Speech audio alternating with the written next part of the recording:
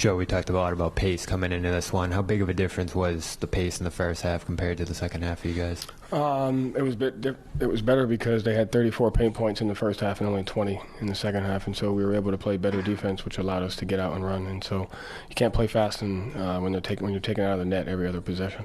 And for Jason in this one, well, struggles from spotting up on jump shots kind of over the last week or so here, success going inside. What do you see as the balance for him in the shot selection area right now? There's a difference between shot selection and shot making. I think he's taking good shots. He's just not making all of them. But I thought tonight he did a good job adjusting his game, getting to his spot, whether it was at the nail, whether it was in the post, and he drove with physicality, he drove with pace, and he made the right play. And as great as he was, I thought we played, great as a team, and there were times where he screened, there was time where he handled, and I thought he just did a good job of, one part of the game's not going well, how can I affect the game in other areas? And, he did it with his drives, with his defense. Joe, what is it like as the coach watching your team give up, I think, 11 offensive rebounds in the fourth quarter and overtime? And how did it feel when you guys finally started to secure some defensive rebounds? Yeah, feelings are fleeting. I don't know. At the end of the day, it was just like, if you want to win, you have to play better. And so I go back to the first half. We gave up 34 points in the paint. The second half, we only gave up 20. Some of those rebounds we have to get better at. Some of them were tough bounces. But I thought at the end of the day, I expected this to be one of the hardest games of the year. And I like just how our guys responded to it. And then you really went to KP in those big moments offensively. This was like one of those nights where you really had to go to him. Just how did he come through? Yeah, that's becoming what we've talked about with our team is success looks different on every night. And so we went to KP, we went to JT, we went to D White pick and rolls in the middle of the fourth and a little bit in overtime, and then we went back and forth. And so KP did a great job getting to his spot, forcing the cross match, forcing mismatches, getting to the nail, doing what he's done best for a long time. And I thought we did a good job of just deliberately attacking the matchup throughout the game, whether it was Derek, Jason, whether it was KP. And then I thought Drew and Al did a great job.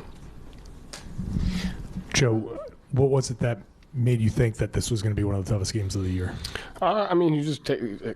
I saw a phrase, and I have really bought into it of like expect the expected. I think everybody comes into a game like this, and it's just like, oh, the Celtics are playing the Pistons, so they should win the game, and they're just going to win the game. And they look at the record, and they create this emotional mindset of like, oh, this is easy, and it's like. Nobody's probably watched 5 or 6 Detroit Piston games and see how hard they play and how talented they are, and how just because they're 2 and whatever, it doesn't mean that they haven't been in 10 close games that they could have won if the ball bounced their way. And we're coming off a West Coast trip, and each loss they're actually playing harder because they want to win. And so it's going to happen. And so I think if you manage your expectations, it allows for you to execute and play with the free mind. And that's what I told the guys before shoot around. I was like, you can't have any expectations to how you think this game is going to go, because we just have to be ready to adapt and do what's necessary to win the game. But at the same time, human nature is what it is, and I think it's pretty clear that these guys came out and weren't playing their best. Yeah, no question. At the beginning. What's the challenge there for you to get these guys to turn around, to go into halftime? What do you do? What do you say to come out and you have a 35-16 third quarter? Yeah, no, I think to me, it's like I'm not worried about what happened in the first half. That's going to happen from time to time. I'm more worried about how we respond to it. And so it says more about our guys, how we responded to the second half than how it went into first half. So we're just not going to play perfect basketball all the time. So to have that expectation is just not there. But I like going to halftime, and it's like, listen, it's actually very simple. We had 34 points in the paint. We tried every coverage in the book, and none of them are going to work if you don't play hard.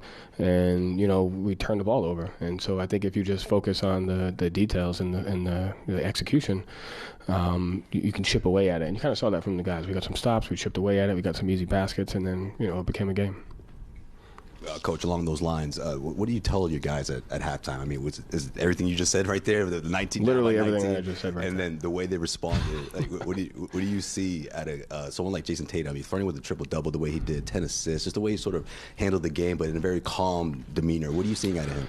So that is exactly what I've been talking about for the last 2 weeks or so. That success looks different for Tatum. It looks different for every guy in our team, and it looks different for our team. And so tonight he was needed to do a little bit of everything. And like you said, his ability to to handle in pick and roll, his ability to screen, his ability to get to his spot, his ability to defend, his ability to stand in the corner and empower KP, to empower D White pick and rolls. That to me is value. That is what success looks like. And so you're starting to see, he doesn't come into a game thinking he's just going to affect it one way. He's reading the game and saying, tonight it calls for this, tonight calls for that, and just, looking at it from that perspective. And so that's value, that's leadership. And, we're talking about the starters, but I thought the bench, we don't win the game if those guys don't come in and make some big-time plays. Even though we were down, 19 at half, I thought Peyton, Sam, Nemi, and O'Shea, the energy they brought kept us in the game. Joe, you guys had 10 turnovers in the first half, but just 2 in the second and OT. Is there anything you specifically credit that to? Any in-game adjustments you made, or just let it happen?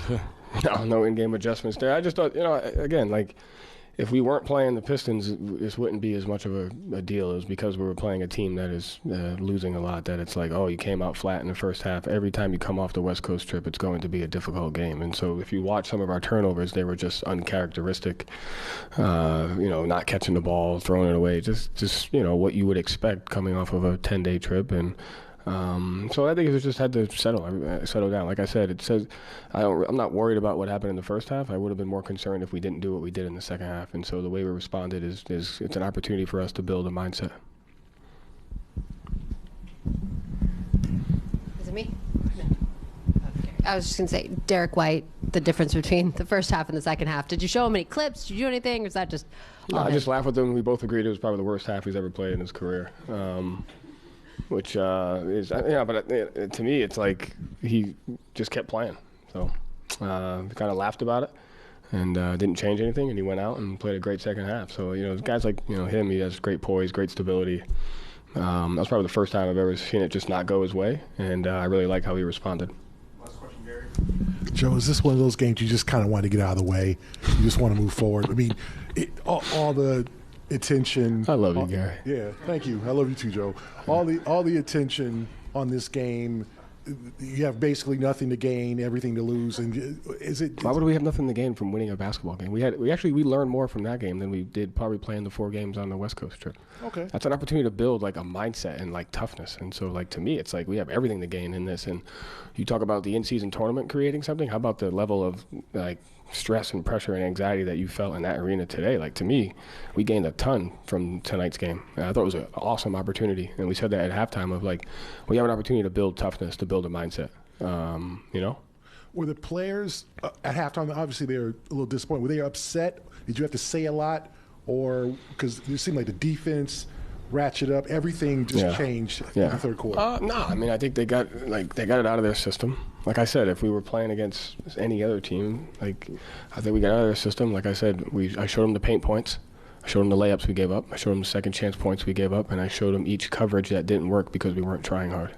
And then I said, let's pick one and let's try hard at it. And then I said, we'll just continue to make plays. Thank you, Joe. Thank you.